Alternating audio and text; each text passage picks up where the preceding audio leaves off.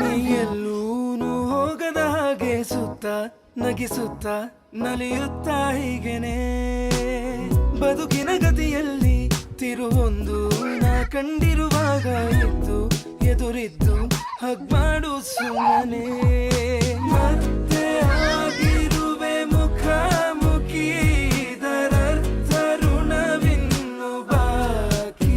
ಇನ್ಮುಂದೆ ಹಿಂದಿನ ದಿನಚರಿ ಇನ್ನೆಲ್ಲ ಖಂಡಿತ ಹೇಳು